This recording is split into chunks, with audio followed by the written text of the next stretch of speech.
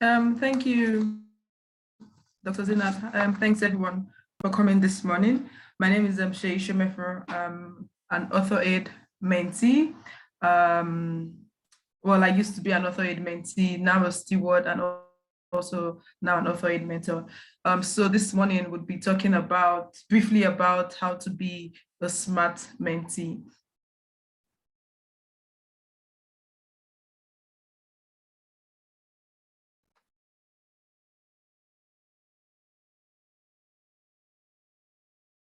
Okay, so why the focus on mentees?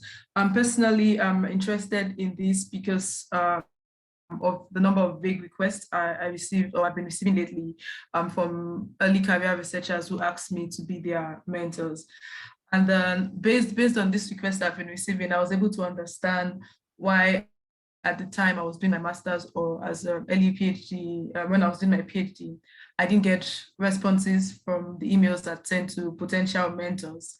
And also why I got like a lot of mentors ignored my request. And I think this is because there are scarce resources for mentees. There's so many resources online for mentors. Like if you go online, we have a lot of people saying, oh, how to be a good mentor and how to guide our mentees, but we don't have a lot of resources on how to contact a mentor or how to initiate a mentoring relationship. And also there's like an unstated assumption that the mentor is supposed to be active, and while the mentee should be passive, and that is the assumption that should be challenged, which is one of the reasons for this webinar. So before I give a few tips on how to be a smart mentee, I would still go back to the mentor roles. And I would like to remind us that mentors have different hats, which implies that learning experiences differ for each mentor. So you can have different mentors for different purposes. And also, it's important to know that they have different strengths. For instance, you may be you may write to me based on my publication record and ask me to help you with data mining, but you'll be disappointed because that will be a wrong ask, and because data mining is not my strength. And it will also show that you've probably not done a good background check on me as a mentor, which is why you're asking me to help you with data mining.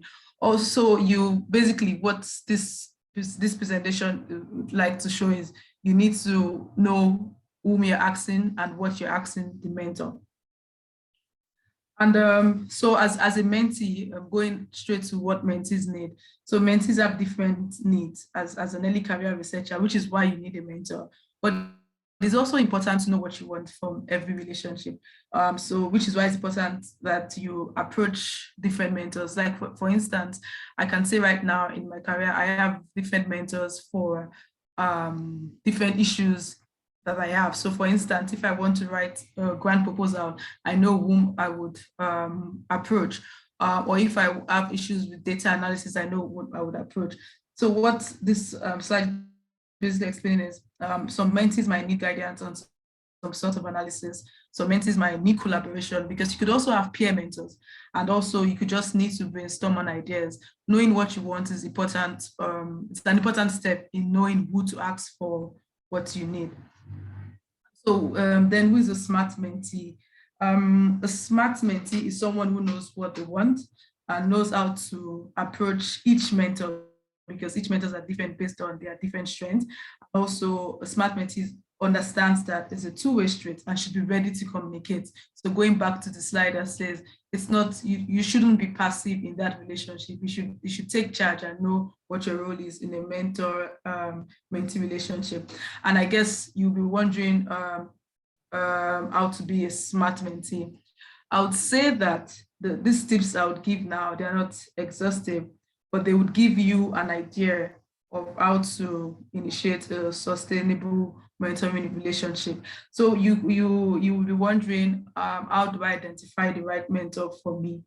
Of course, for example, I'm going to use an AuthorAID as an example. There are thousands of people you can approach on the internet, and also AuthorAID. And you might want to, as early career researchers, you might want to go for someone who has a good publication record.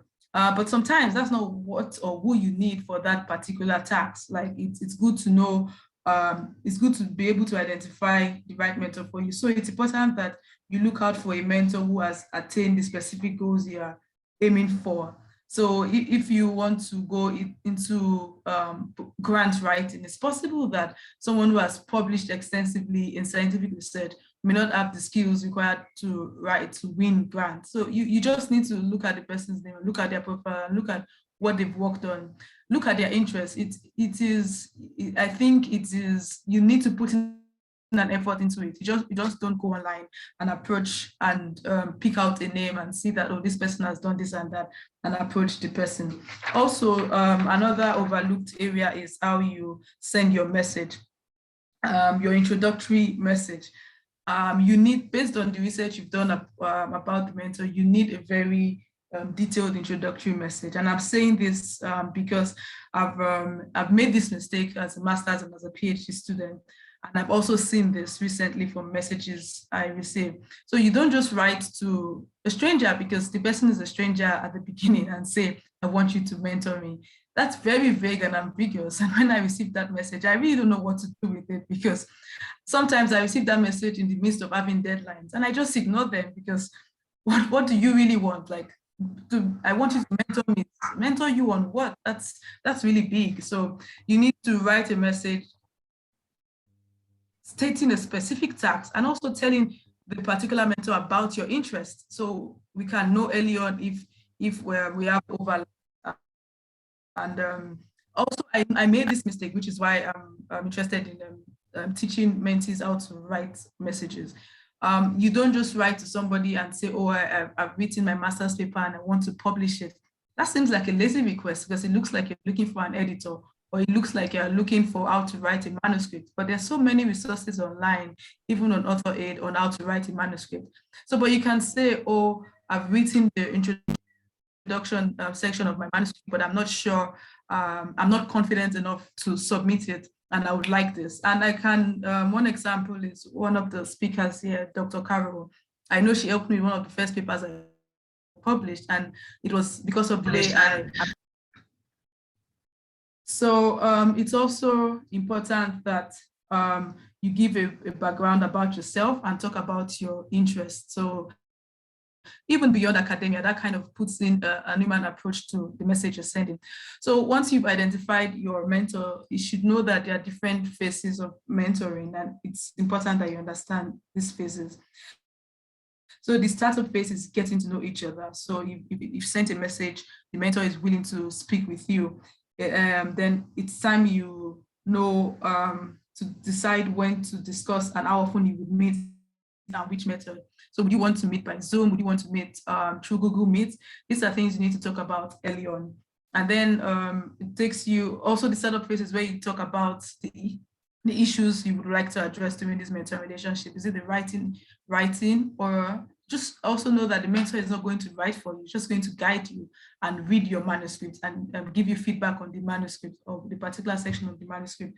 Also, there's also the take action phase, and this is the time when you and your mentor set goals for the relationship and you have meetings on the calendar. So you can decide to say, we're going to meet once a month or once every 2 weeks. And this should be discussed with the mentor, because you should know mentors are also researchers who also have deadlines to meet.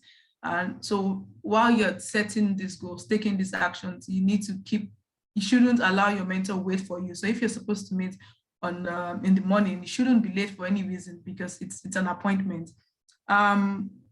This phase is also where you share your experiences, learnings, and other insights. So you can tell your mentor about new methods you've learned, so they can see that you're also growing as a person. The mentor wants to see that you as a mentee is growing and you're not just leaving the work for the mentor. So assessing may happen throughout the mentoring relationship, and this assessing depends on the relationship you have with your mentor and the structure of the mentoring program.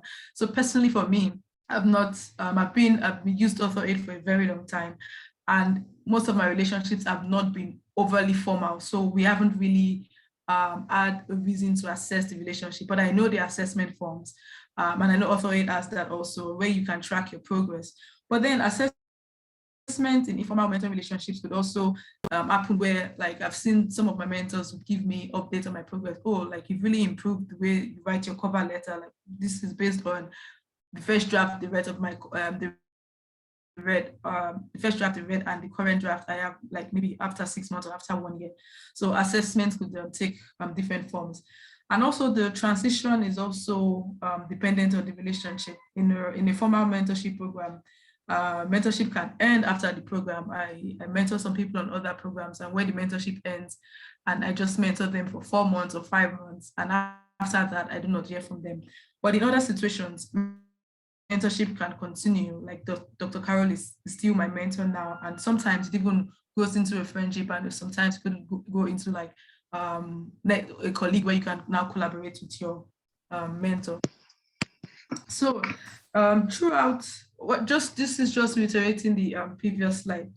Throughout the mentoring phase, it is important that you as a mentee should know that you have to drive the relationship, the work of the mentor. Like, the mentor is only there to guide you.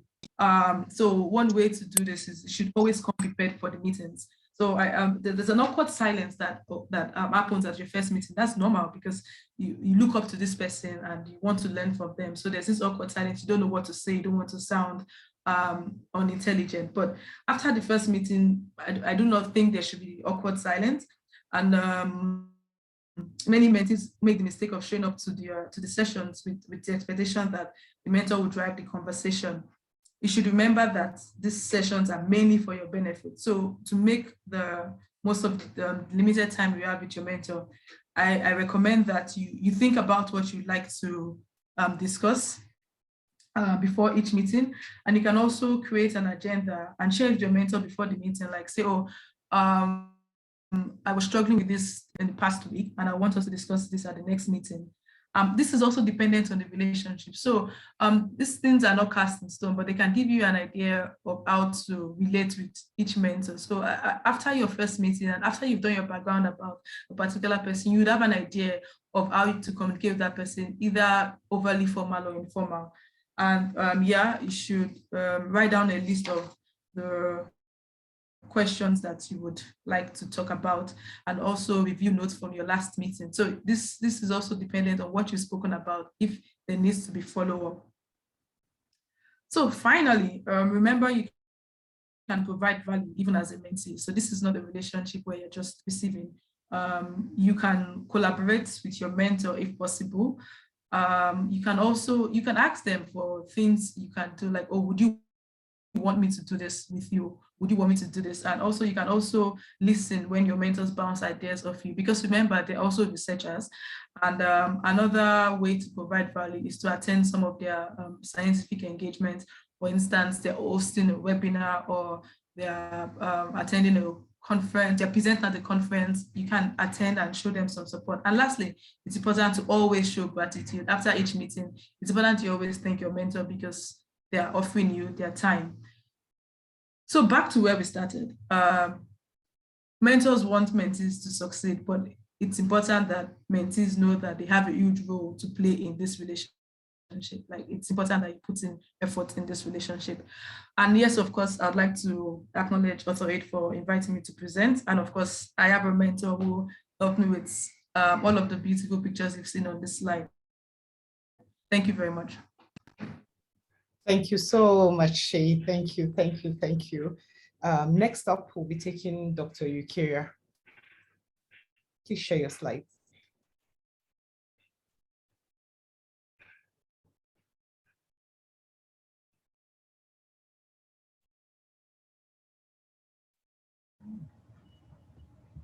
Dr. Eucharia, are you there? Can you hear me? Oh, good. Sure.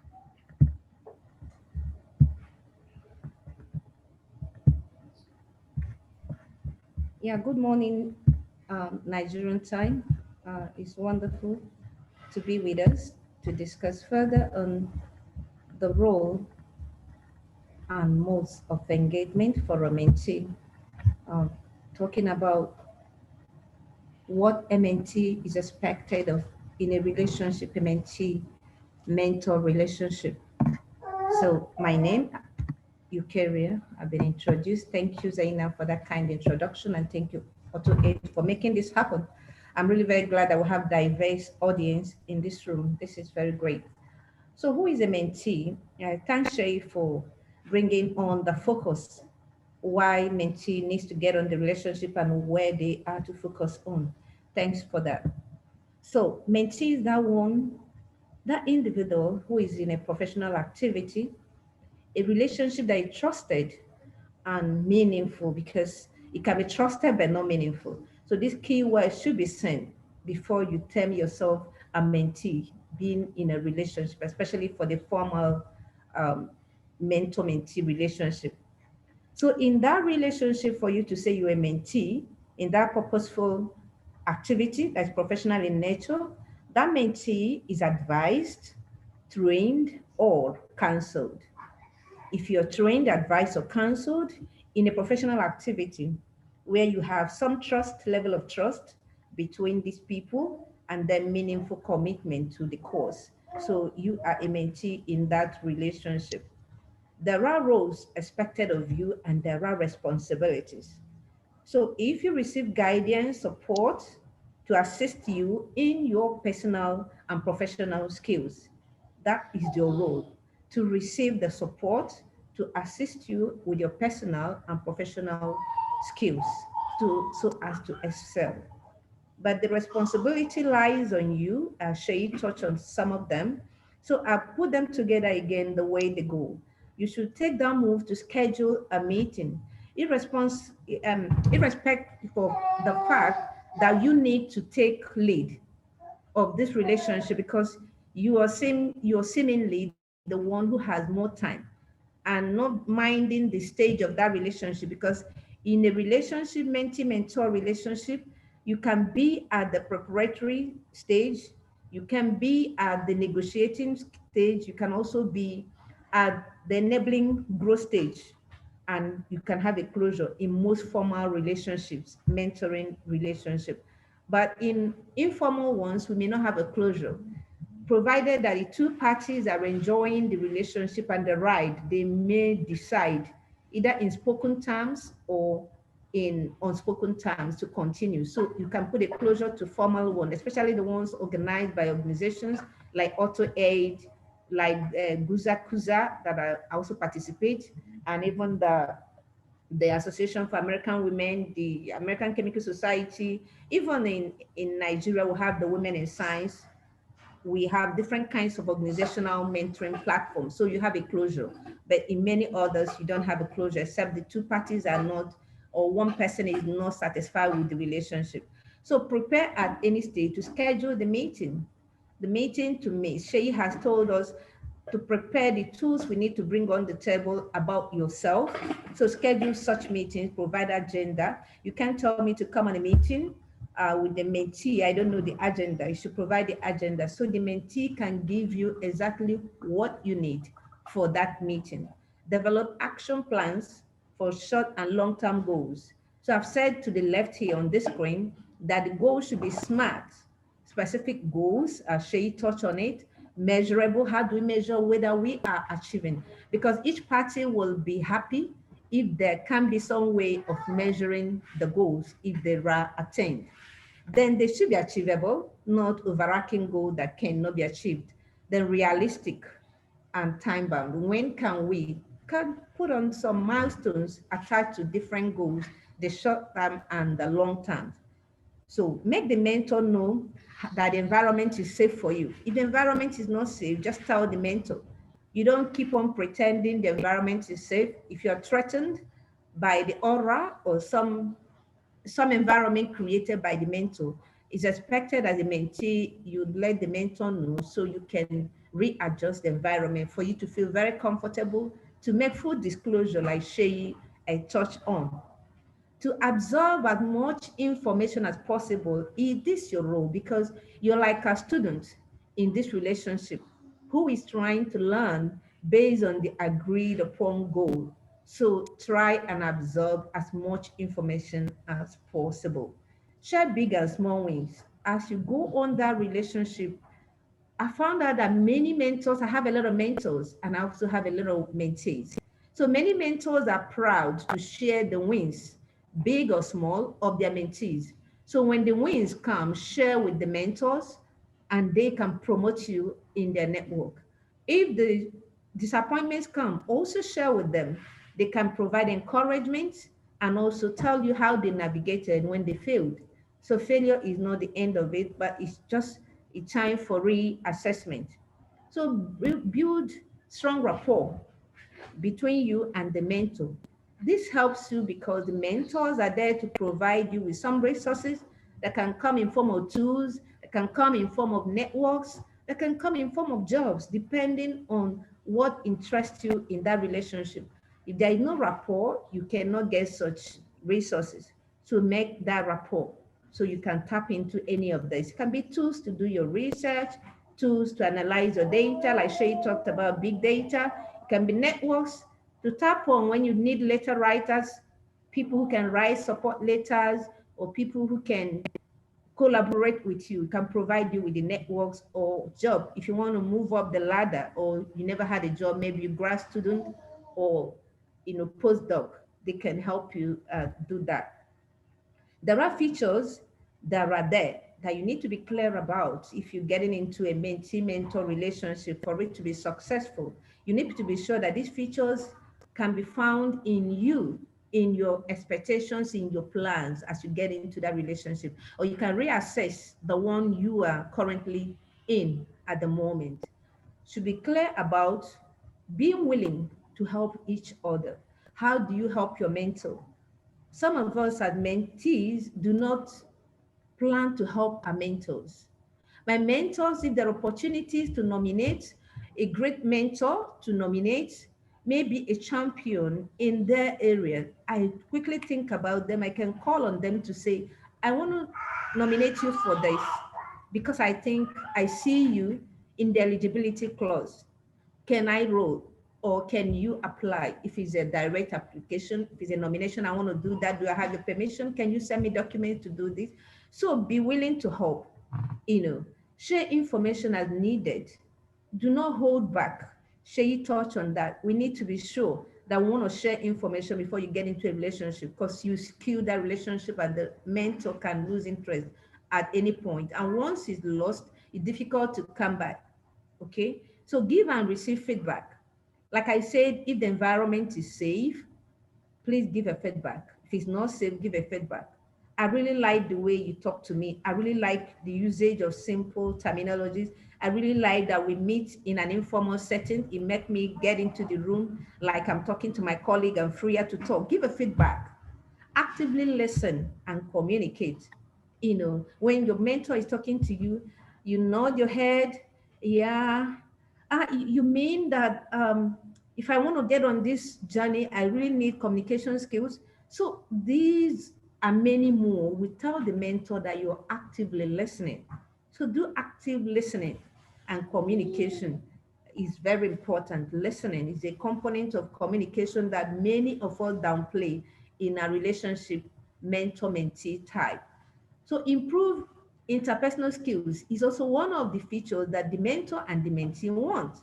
So I brought it out here to see that this is very important, interpersonal relationship skills, because you want to learn how to be positive when perceiving others. You want to learn how to solve collaborative conflict that will arise, because these are two different individuals from different backgrounds, maybe different races, maybe different religion, or whatever attributes that may differ. So you need to learn how to solve such collaborative conflict. So these are things that you will reap from interpersonal skills that you will gain from the relationship. Positive feelings of others. Sometimes we don't have positive feelings of others. So you can learn it here. Interpersonal communication skills, interdependence, and adaptability to adapt to environment. You shouldn't always be in your comfort zone as a mentee. Win-win goals. How am I winning in this relationship? How is my mentor winning? There should be a win-win. Okay. If you look at reverse mentoring skill, you see that the mentee can also mentor the mentor. Yeah. So if you have the recent technology and tools to analyze data, you can coach your mentor. So think about the win-win, yeah? Empathize for one another. How do you understand and share the feeling of your mentor? Maybe you have a deadline and your mentor just lost the spouse, or the mentor, just got into some tricky situation, and you don't even want to show some empathy. You're hell bent on getting your job done. I just have 2 days to deliver. You need to write me this later or something. You're not empathizing. You need to learn how to understand and share the feelings of your mentor, and that will help him or her to help you better know that you feel you are in their shoes at that moment, low moment, so they can give you more. Respect each other's time. Some mentors like to arrive at late times, giving all the excuses in the world. Yes, there could be genuine excuses, but you can't plan that each time you have an appointment, you're full of excuses. Yeah, I slept late. Oh, my family, this, all of the time. You are not respecting that individual. So it's a feature that we need to take note of and act. So rules of engagement for mentees, DS in his work said you must think about if you're able to commit to time, to have a meeting, to be available for the meeting, actively involved in that meeting, and also following timelines and milestones that are set out in that relationship. So commitment, are you fully present in the meeting? So if you're willing to do this, you're heading towards a successful mentor-mentee relationship. Setting up measurable goals, I've talked about that are actionable and willing to learn more. Some mentee, a new one last month came to me, someone recommended him to me, he has some beautiful ideas and wanted someone to help him take it forward. And then he's mapped out resource persons that are going to be there. Some students are going to pay money to get into that program he was organizing, and he doesn't want to pay the resource persons. He wanted to be pro bono, and he was sharing the ideas. I told him, these students will pay, but you don't want to pay the resource persons. So you can be rigid on the role they will play for you. Oh, he said, oh, the only thing I want them is to do this, and the other one, he was fixated on his opinion, what role he had for the resource persons, and he wasn't ready to take any any advice. So this, this does not show that the relationship can go on. I can assure you that I don't remember any other thing about that project after that. He later apologized, but then sometimes it comes late. First impression matters. You should be willing to listen actively, even when you're not comfortable. You mustn't swallow everything, but listen and give a constructive feedback and make it an engagement, So willing to learn more. Ask questions before you meet your mentors to know their superpowers. So when you go, you know what to tap in.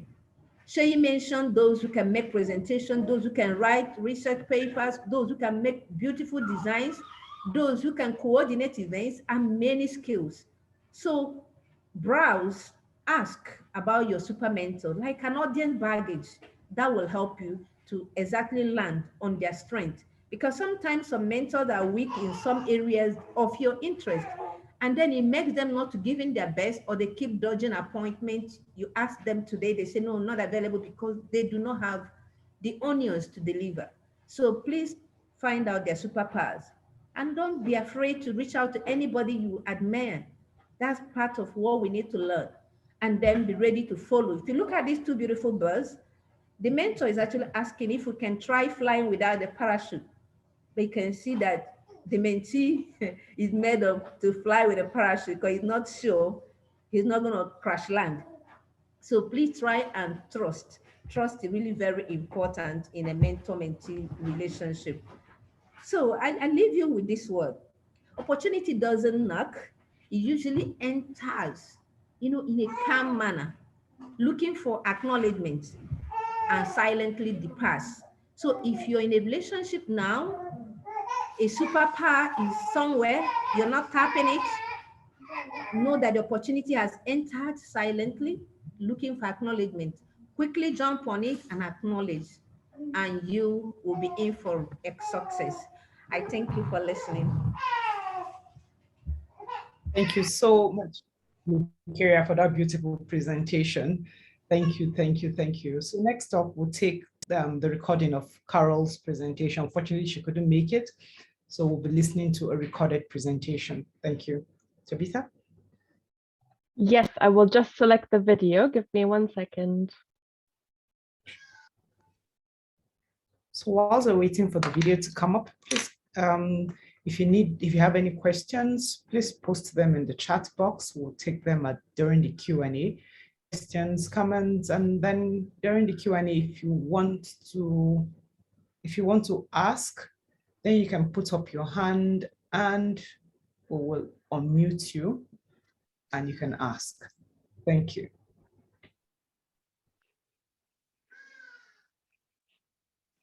Hi, I'm Dr. Carol Sargent from Georgetown University. I guide faculty members to publish in peer-reviewed journals and at university presses, and I'm a volunteer for AuthorAID to help you publish. And this is a little series of very short videos that I agreed to record talking about how to be a good mentee, how to get mentored, and to do it well. And the first thing that I thought of with being a good mentee or a good person who's being mentored is to actually be aware of what the mentor has done in their career. You wouldn't believe this, but in 25 years at Georgetown, only one person has ever come to me with a full awareness of the work I've done. His name was Eucharia Rodriguez. He was a professor, a colleague, and he wanted to come to me for publishing advice about how to publish a novel. And in fact, we did get his novel published. The novel was called Love and Samsara. He was from Goa, India. And I was very happy to help him publish his novel. But he came and talked to me first about a book that I had recently published. And I always remembered him for that. You don't have to read the articles and the books that the mentor has published. I think that's asking a bit much, but because it would take too long, right? And they might not even be in your field, but it's good to know what the mentor has done and also understand whether the mentor's work even relates to your work. It is very rare for anyone to actually care as much about the other person as they do about themselves. So this is what I call other focus. When you have a focus on the other person and are aware of them, their needs, their interests, and their accomplishments. There's a wonderful book that may or may not be relevant outside of the United States because it is a very American style, but it was called How to Win Friends and Influence People. Not the new version. You need the version from many, many years ago, the 1940s. They've changed the book now, but the very old version. And he basically said, care about other people as much as you care about yourself. I had to learn that. I'm as selfish as the next person, but I really listened to him. I really heard his lesson and his message. So that's my first video. I'll record some more for you.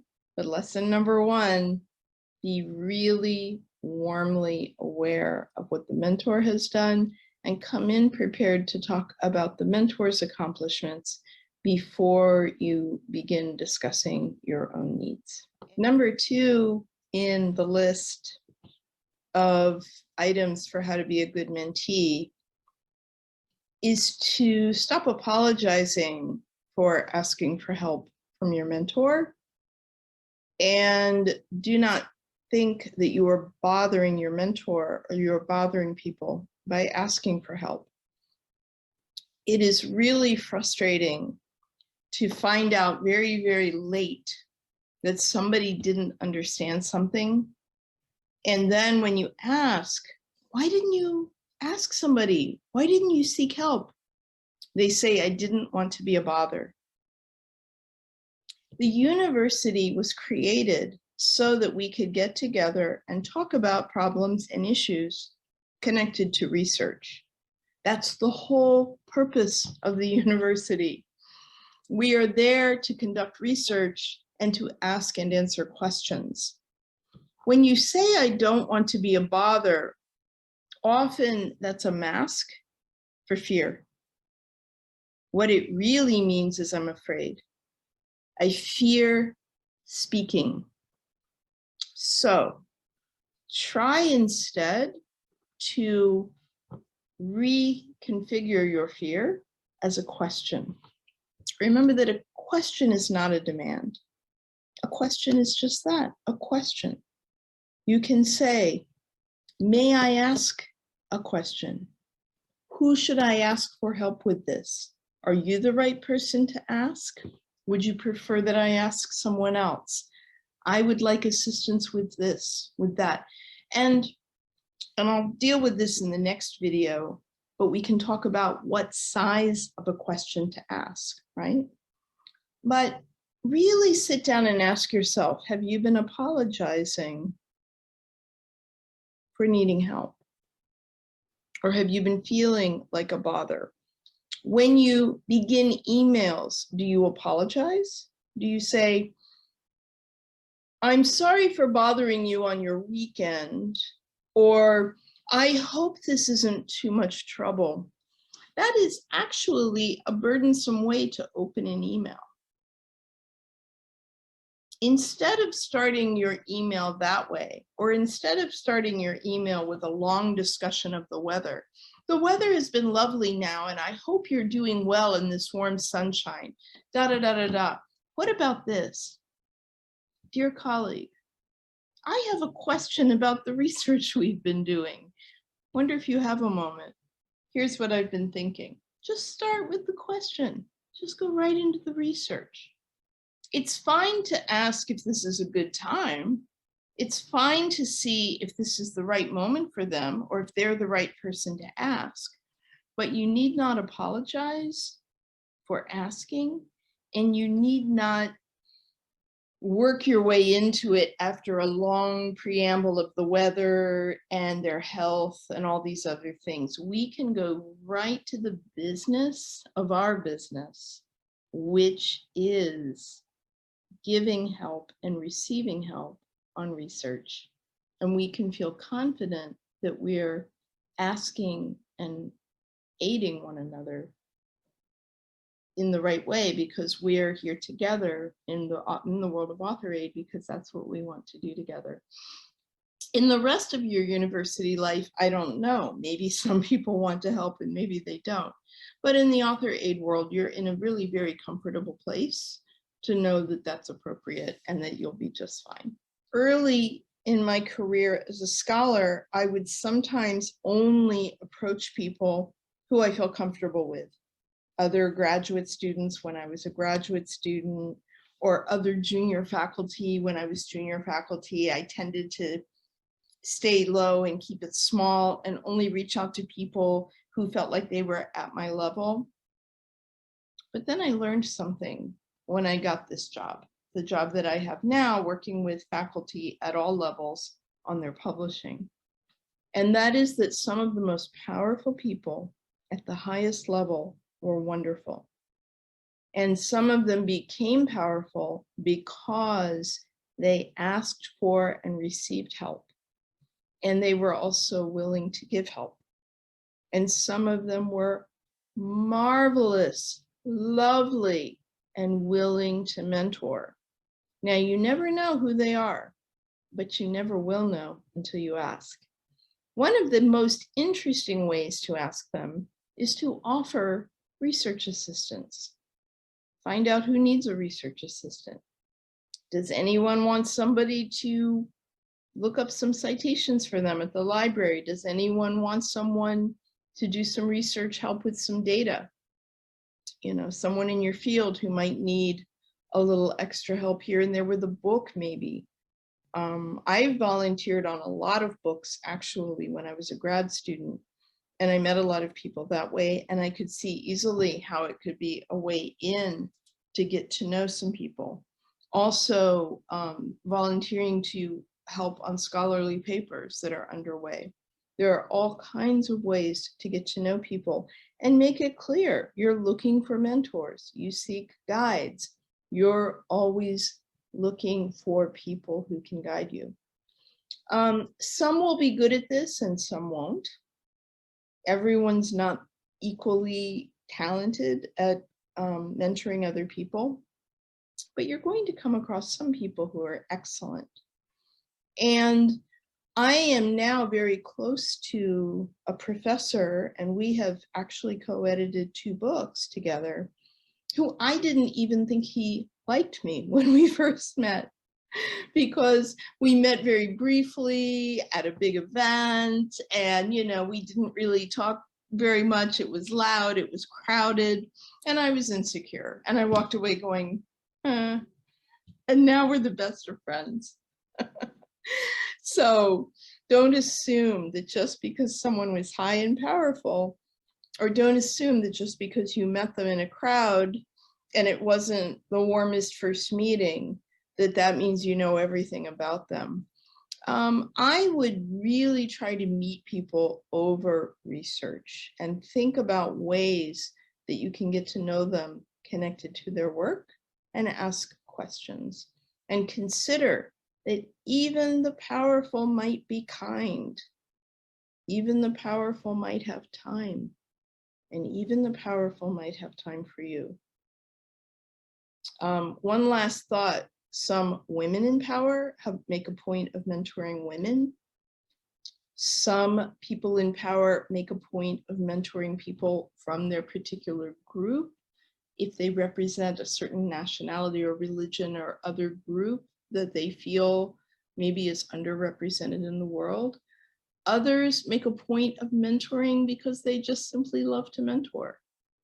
You just never know. So I hope that you will think about not just reaching out to people you feel comfortable with because they're in your zone, but maybe occasionally you will knock on a door of somebody wonderful or somebody potentially wonderful outside of your zone. One of the points that I want to share with you is the importance of a short time frame for the mentoring until you see how you do with your mentor.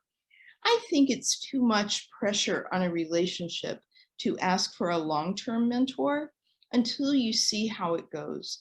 So you can ask for something time limited and specific, and that will make a lot of people more comfortable with you. For example, you can reach out to people on the boards of academic journals or to editors at university presses. And you can say, I would like somebody from the board of a journal or somebody from a university press to simply Zoom with me for 30 minutes and tell me how they got where they are. There are people who would love to tell you how they got where they are. They would love to simply talk to you about how they succeeded and got onto the board of the journal. And it would be an honor for them to talk to you as a global scholar who wants to publish. Another question you could ask is, you could say, a peer reviewer told me that my data set is too small to be published in a US journal. I want someone to analyze my data gathering practices and help me understand, because I was taught at my university that my data gathering was correct. And now the journal is telling me that it's incorrect. Please help me understand what I should do differently. That's a limited task. It's something that a journal editor or a member of the board could help you with if they're in your field. Everybody's not going to want to do it, but somebody will. So you could send email to different people and seek someone who would mentor you for that one small task. And then who knows, maybe they would keep working with you, or maybe that would be all they're willing to do, but it's a good start. And they could also perhaps help you find someone else who might want to continue more. It's also a good start for AuthorAID. I sometimes get requests that say, I'm looking for someone to be my long-term mentor. And I think, oh boy, how do I know? Maybe we'll match, maybe we won't. You may end up speaking to many people before you find your mentor, but that's good. Why not? You could speak to many people at many universities. Wouldn't that be a good thing? And then maybe you'd find a mentor to last for a longer time. Or maybe it would just be a lot of smaller relationships, but you would learn a lot. So that's my recommendation. Always make the request time limited or size limited so that the people you ask feel comfortable knowing that if they get on the Zoom call with you, they know how long it will be, and that they feel confident that they can help you and contribute something and not be overly committed. Then sometimes they'll give you even a little more.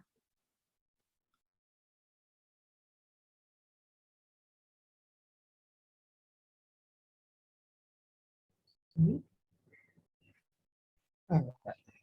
So thank you very much, everybody. Just before we go to the Q&A, I would like to take a word from Dr. Antoinette.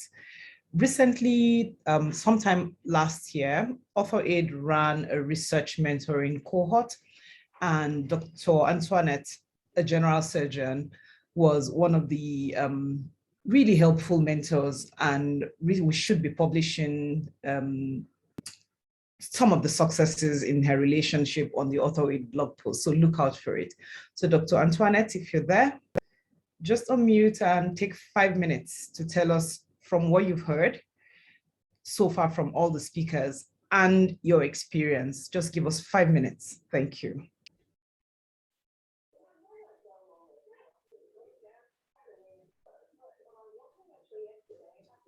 Are you there? Are you able to unmute, Antoinette?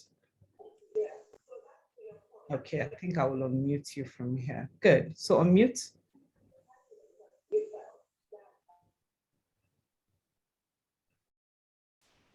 Hello.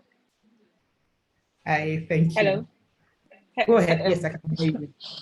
I think I've been hearing different sides of how to do the mentoring for young people who want help, and I think for me being part of the mentoring mentee system that you put in place, I think it was easier because I had a good mentee. She knew exactly what she wanted, and we stuck to it. She usually decided. I think it was best that she decided when to meet, and when she couldn't meet, she would say beforehand that it was really not a good meeting time. And I think we also decided from the word go what we wanted to do. She had quite a number of things she wanted to do, but we just decided to stick to one thing that she wanted to do. So it depends on the mentee, what the person wants, and that's sticking to the goal of this is what you want, this is where we get to, and that should be it. So like the last speaker said, it has to be time bound. You decide exactly what you want, how long you want it for, and then when it's done, you may move on, or you may decide to come back again and do something else. I think for now that's all I would say. Thank you, Zainab. Thank you so much, Dr. Antoinette from Ghana. I think what you have just said pretty much summarizes what everybody has said today. It's mentee driven, and it would be good if the mentee has an agenda before the meeting. It helps to move things along. Thank you so much. So we'll be going to the Q&A now, and we have one question already. So if you have any other questions, please just let me know. So for this first question, it says, if a mentee doesn't like a mentor's personality, how can such mentee manage to maximize and maintain the relationship? I think we'll take Dr. Shea if she would like to answer that. Thank you. Okay, thank you. I think, first of all, Dr. Carol kind of answered, in my own opinion, answered partly on why I feel like sometimes it's best to initiate short relationships first. Because you do not, first of all, you've seen the person, you've done your research, and you might not know if your personalities would match. So that could be a good first way, initiating short-term relationships. But even after you've done all your research or your background search, and you still find yourself in this kind of situation, I would say it's good to reflect on the why. Try to understand why you think it's not going well before you totally disengage, because at some point you would have to disengage if you feel you're not getting the full benefits of the relationship. And then after reflecting on the why, you should give your mentor another chance. Consider giving them another chance. After you've reflected, you need to know why, to try to understand, okay, is it a difference in culture, a difference in gender? It could be different things. So consider give them another chance. And also, if after that and you still don't feel comfortable in that relationship, then you'd have to disengage, but disengage with gratitude. After you disengage, you tell them what you learned, because it's not impossible. It's not possible that you didn't learn anything during the short relationship that you did not like. So you disengage and tell them what you learned and how these skills will help you in your career. And I think it's okay. It's not all mentoring relationships that last forever. Sometimes it's just for particular tasks, and then you can disengage with gratitude. So I think in summary, emphasize your appreciation and thank them above everything else, and tell them what you've learned and how the skills you learned will help you going forward. But what you should not do for sure is do not stay in the mentoring relationship that you feel will not benefit you out of obligation. You'll be wasting your time and wasting the mentor's time. So while I'm saying you should consider giving them another chance, there's no need to like push it. Mentoring is like a relationship in a lot of times, and we all know how to leave relationships that are not working as matured beings. And while you're also focusing on the shortcomings, on what you do not like, try to emphasize the positives. Like, this person said yes to agree to mentor you. That's something you should be grateful for, and they gave you the time. So you should also think about that. And try not to burn bridges, because you might think that, okay, this person was not useful to me and all of that, or for me, but someone else that they know might be useful. So yeah, I think basically what I'm saying is consider giving another chance. If you're disengaging, disengage with gratitude, and yes, and try to move on. Thank you very much. I really liked everything you said. 2 points that really stood out for me: disengage with gratitude, and there must be something you have picked from that relationship, even though you didn't like it. Thank you. I really liked that. We have a second question. It says, from Abolade Oluremi Bolaji: is it right to ask your mentor if you could ask him some questions on how aspects of his research on a particular subject from time to time? I didn't ask this from a mentor, but didn't get any response. I think she meant I did ask this. What is the better way to go about this? Eucharia, would you want to answer that?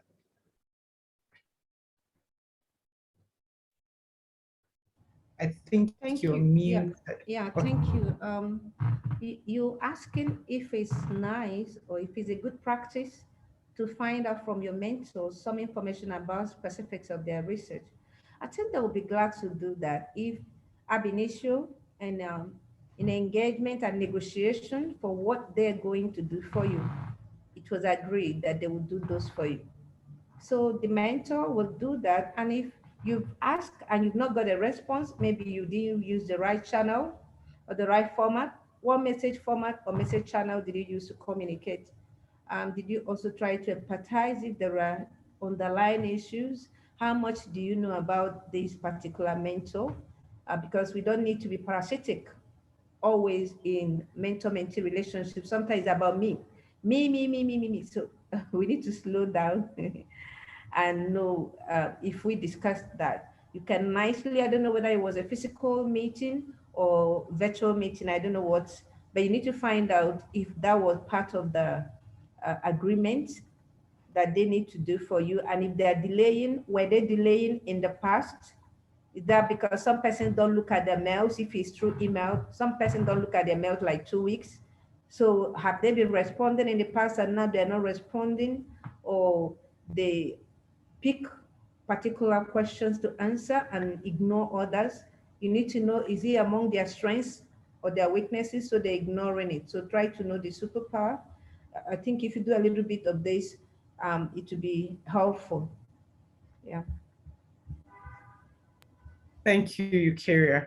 There was a hand up, but it seems to have gone down now. Okay, yes. So we have Ololade Adejunwa. So I'm going to unmute you to ask your question.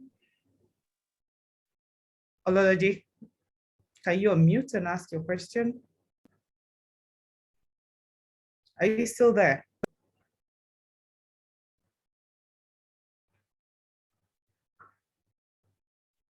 Okay, maybe they're not there at the moment, but there's a question in the chat box from Aliu Lawan. He says, is it important to have a discussion with the mentee on the rules of engagement with them?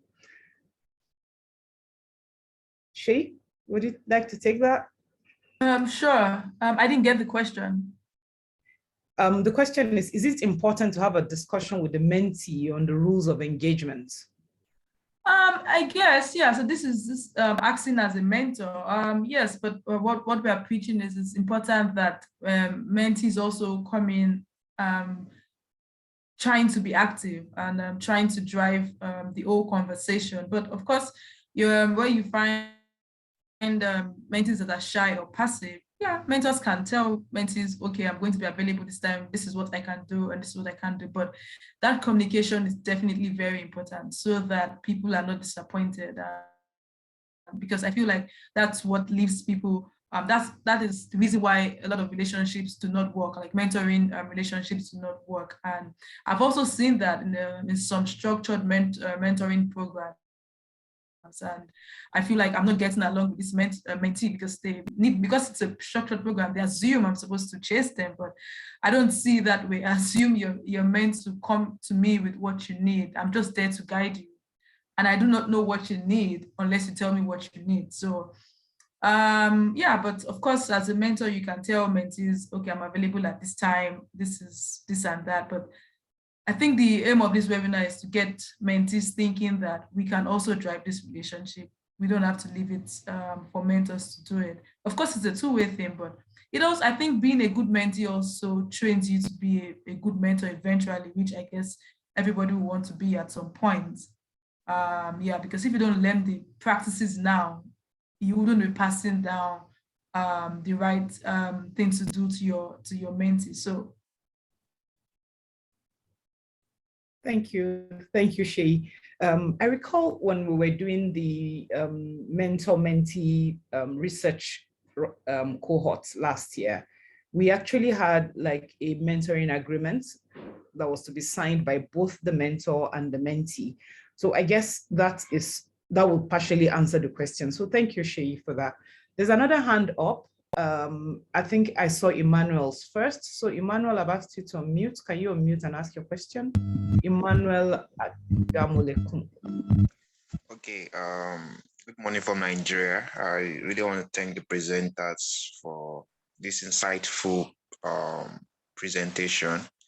Yeah, I want to ask, first, how much a mentee would he go with the guidance and advice of a mentor? Now, when it comes in, the mentee wanted to take an important decision in his or her career junction, and imagine, okay, you want to shoot for a job and your mentor is telling you it's not yet time, and you feel it is time for you because you feel, oh, you know that, oh, this is what I want, you believe this is what you want, but it's telling you, or she's telling you, oh, no, this is not the best time, give it some time. And you find out that sometimes when he has advised you that way, things don't really go well, but you still want to push. How should I take that in when you feel, oh, this is the best part for you? Thank you. Thank you very much. Who would like to take that? Eucharia, Shay? Thank you, Emmanuel. It's a very tricky question. I try to share my experience with a mentor. I had some irregularities around my employment at some point, and I discussed with my mentor, one of my mentors, to know what to do about it. I needed to write to the authority for possible correction. and he said it was not necessary. So he told me reasons why the authority was right in what they have done. So, but I processed it and I couldn't come to terms with the fact that they were right. I felt I was right because I had read the rules of engagement of my job and many other things, experiences from the industry where I came from before academia. So I felt I was right. So I didn't go back to him because I've got his version. I didn't accept, but I needed to push my inner conviction because that will settle me. I need to be at peace. And I know my mentor wants me to succeed, but at this point, we couldn't agree. So I went ahead to look for another. I have many mentors. So I went to another mentor and discussed this. And this mentor told me all I said was in order and guided me to put up my letter. And it went through and I got that solved.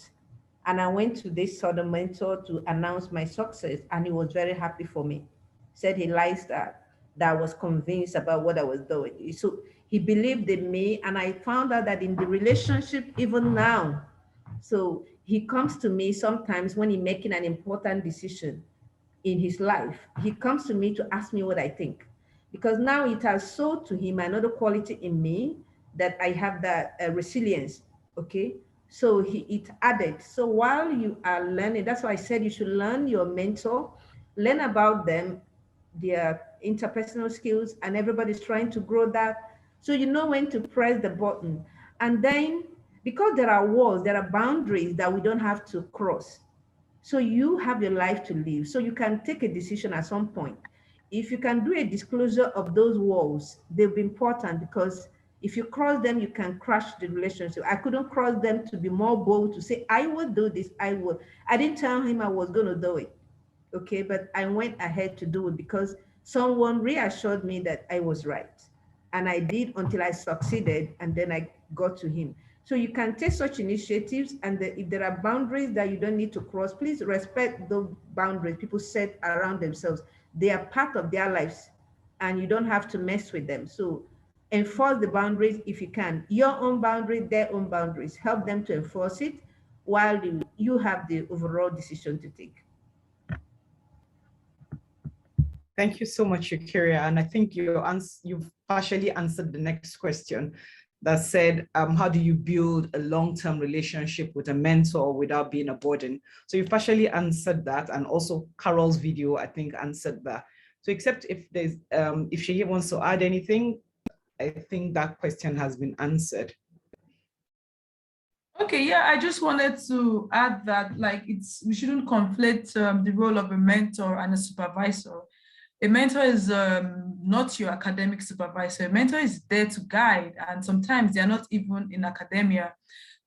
So I think, like Eucharia said, you want to do something, and I remember a mentor is just giving you his or her own opinion based on their own experiences. So it's possible that you don't agree with their opinion. So while you can respectfully decline and go ahead with what you think is best for you, like Eucharia did in her own situation, you can definitely do that and then share your success with your mentor. You should know that a good mentor just wants you to succeed, and in their own opinion, they thought that you couldn't get that particular grant you're applying for. Maybe in their own times that have been impossible, but now things have changed and you got it. So if you feel you could still go ahead, you could do it and then share your success. I don't think there'll be any bad blood there. Thank you so much, Shei. There's a question here that says, I'm an undergrad optometry student who is interested in research, but as it stands, I don't have any idea of the field I want to explore. Please, how can I find and approach a mentor to help me with that? My response would be to sign up with AuthorAID, go to the website and sign up, look for a mentor there, or sign up to ask for a mentor. So I don't know, Eucharia, do you have any advice for him, Shei? Yeah, Shei, I don't know if she wants to go on, but welcome to this AuthorAID. AuthorAID has a lot of resources, like Zainab has said, you can sign on and find mentors who are really great. Are you trying to find your feet? You start attending seminars, webinars like you're doing now, and workshops so you can build your skills to know who you are before someone can help discover you. You have to be something. You don't allow identity crisis to raise its ugly head. So each one of us is embedded with a lot of beautiful things, I can tell you that. So try to attend events to build confidence, get into relationship, get into clubs. You said you just finished undergrad studies. Yeah, so get into clubs and participate. Learn to volunteer. You know, we're looking for money in this world that we have come to. Yeah, money is good, but it's not everything.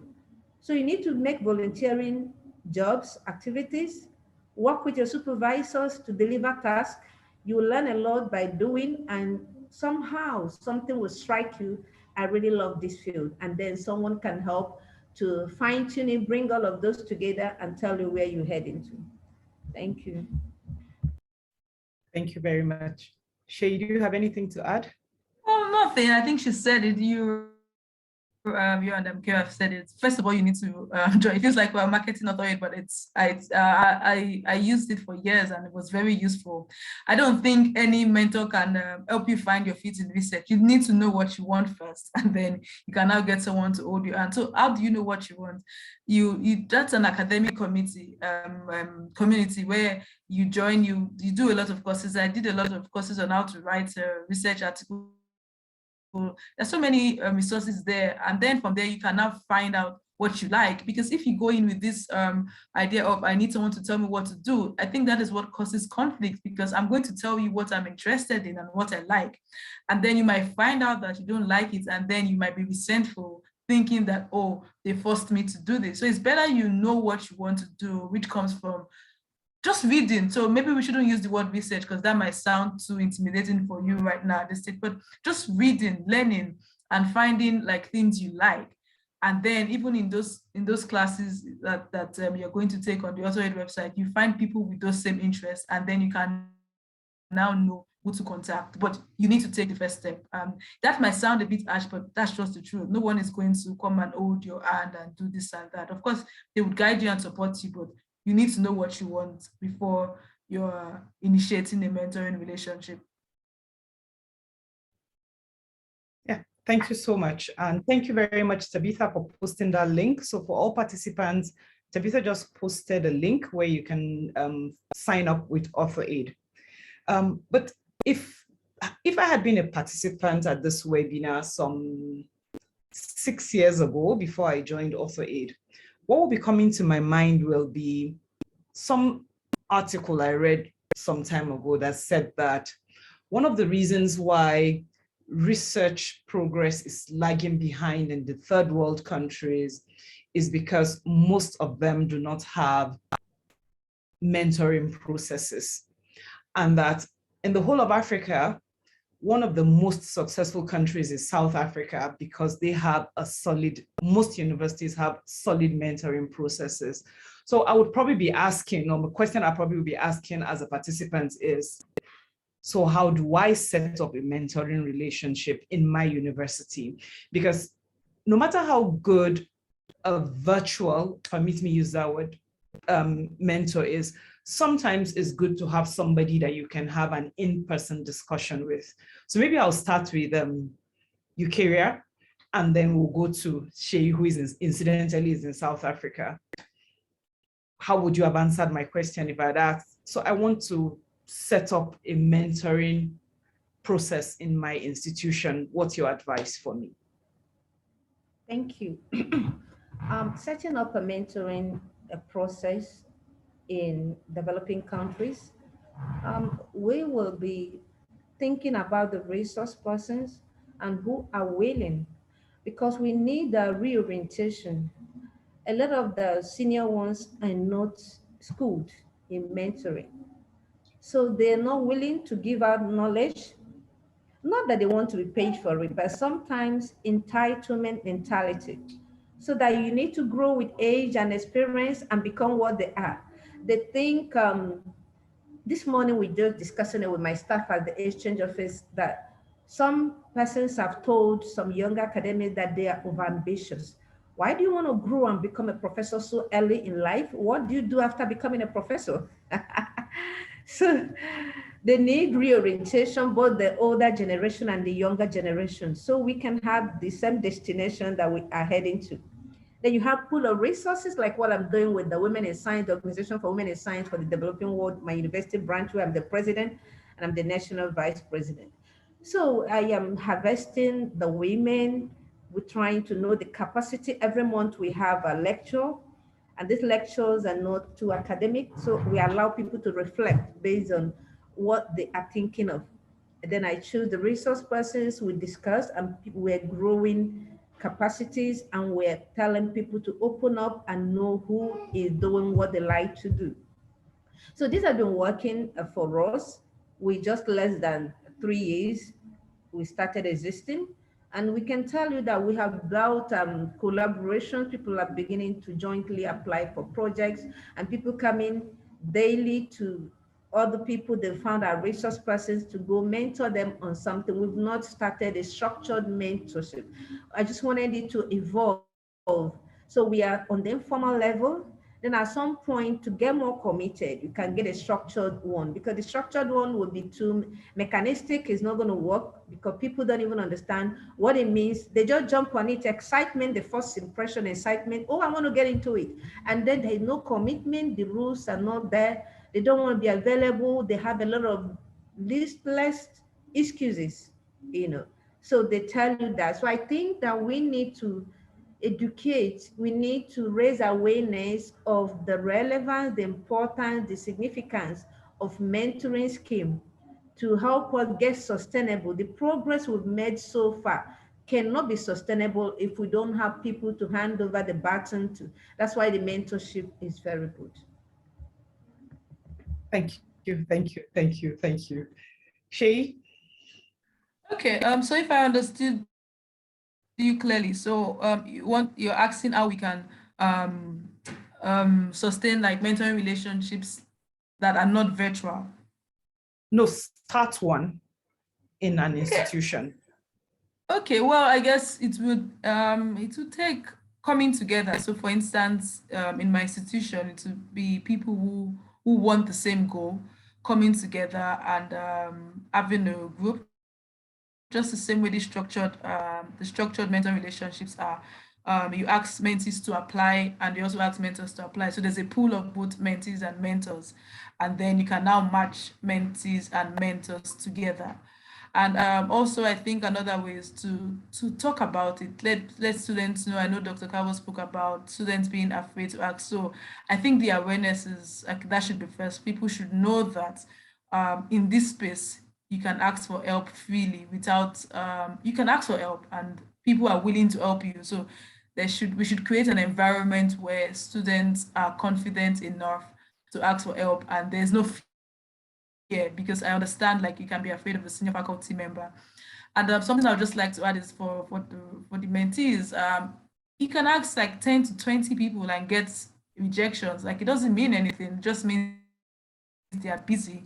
And you just need to keep asking. So, but for like a university environment is to create the awareness and get people to want to participate in this. So you have to get people who would like to be mentees, also get people who have benefited and know the importance of mentor relationships to come and sign up to be mentors, because you need those two groups of people for this to evolve. And I think when you have those two groups of people, it would evolve organically and then other people can join. Yeah, thank you very much. It was like you guys were reading my mind, because at some point when I was in administration at the hospital where I work, I started a mentoring relationship. And as all your presentations said, the most successful ones were the ones where the mentee understood what he was in for, not just jumped on the train, as Eucharia said, thinking, oh, something new, let me jump on it. And then they didn't go any further. So thank you very much for that. So we should be rounding up now. We have roughly 12 minutes to end. But before we round up, just one question related to something Eucharia said and something Carol said. In a mentoring relationship, I think in the context of developing countries, Africa in particular, and then Nigeria, there's a cultural background to it. So generally the culture doesn't really encourage you walking up to a senior person. When I say walking up, shooting them an email, would you like to mentor me? Or as Carol said, don't apologize for being a burden, ask. Do you have, what's your perspective? What's your experience? What's your suggestion apart from what Carol has said? Thank you for that question, Zainab. My experience would tell me that Carol was perfectly correct. We don't need to apologize. We've gone far from apology age. So either they take it or they don't take it. Either they want to help you or they don't want to help you. And nothing is wrong with a no. No is a complete sentence. And yes is also. So if they say no, that is fine. They may have their reasons. They can divulge the reason. They may also decide to keep it to themselves. It doesn't really matter. You need to be open. That's why we say make provision in your heart for a no yes in your escapade while you're making the move.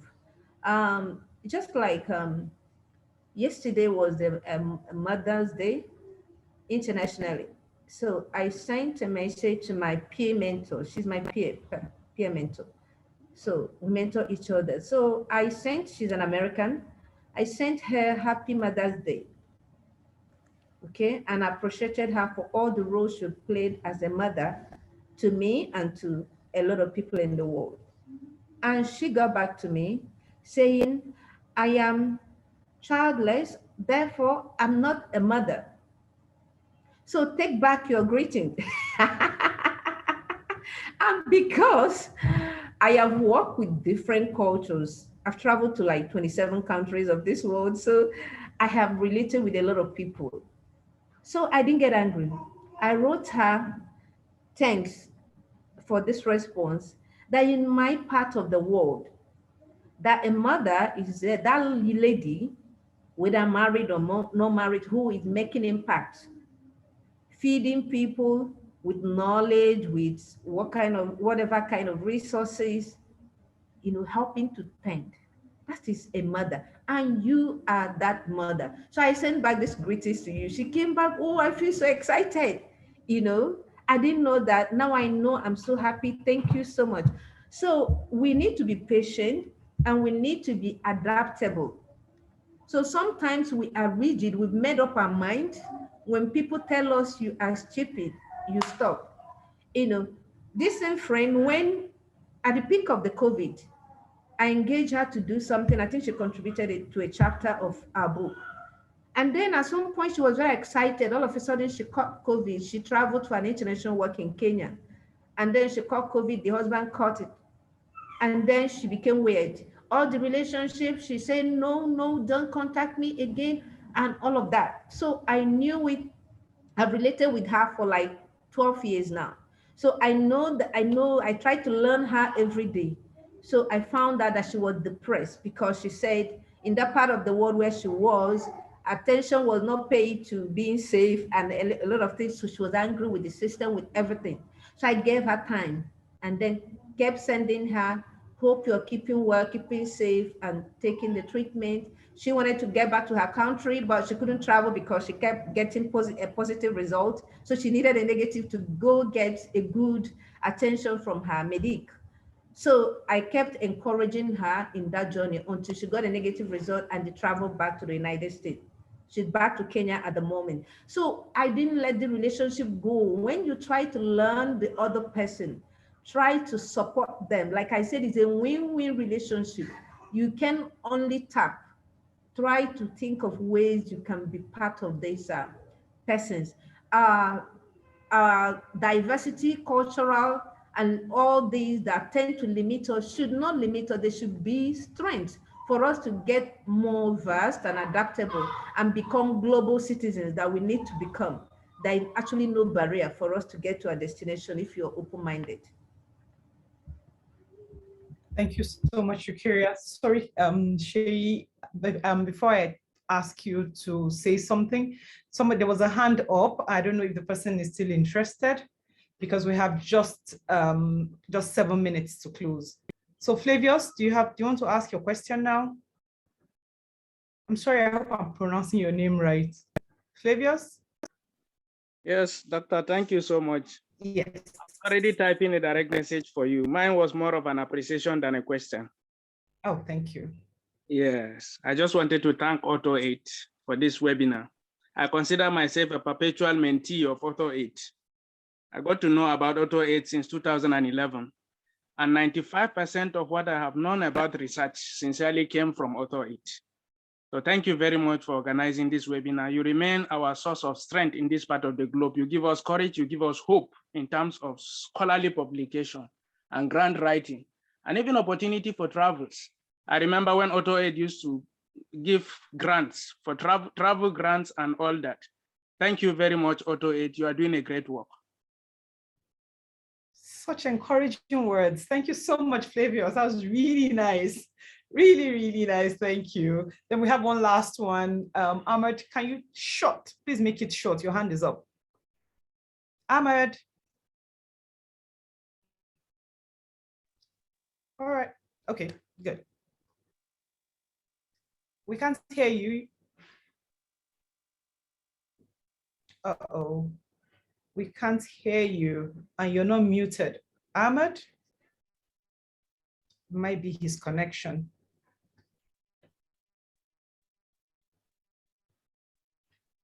Uh-oh. All right. Unfortunately, we can't hear you. Would you want to type it out in another? Hello. Oh, good. Yes, we can hear you now. Yeah, first of all, I'm going to appreciate all the presenters in this webinar.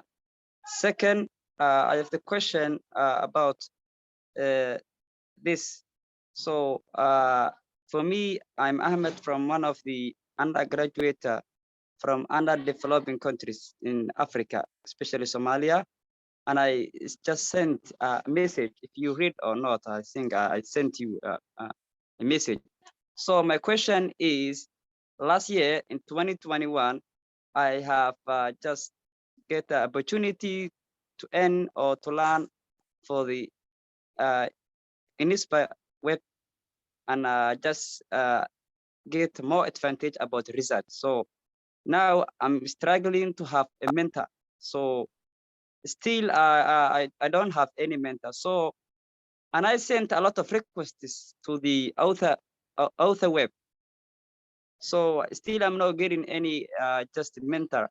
So, and I sent a lot of requests to those mentors. So still no one is just answering for my request. So how can I overcome that obstacle? Thank you. Thank you. Time is really short. Would anybody like to answer him? I think his question was partly answered by Ahmed. Yes, I'd like to say maybe someone needs to review with you your profile. Are they specific enough? Can someone exactly know what you want in the mentorship process? What expectations that you have of the mentor and your strength at the moment? So maybe those are not clear because you need to have a match. When you're making a request for a mentor, the mentor or the AuthorAID, the intermediary need to understand exactly who you are and what you're looking for so they can make a useful match. And also the mentors reading your profile, if you've uploaded it, need to understand you. So maybe someone needs to help you to see that you dissect the profile to give us that information, who you are, what skills you have at the moment, and what you're looking for.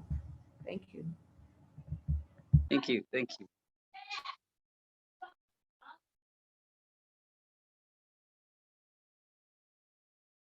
Thank you, madam. Welcome. Zainab, you're muted. Thank you, madam. I got the answer for that question. Thank you. That's I will okay. try just to advance my profile in order to have a mentorship. Yes. Thank you so much. Yeah.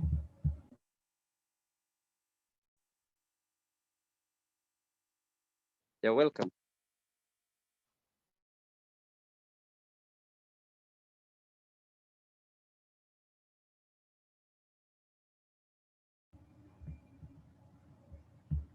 Looks like Zainab has some technical challenge.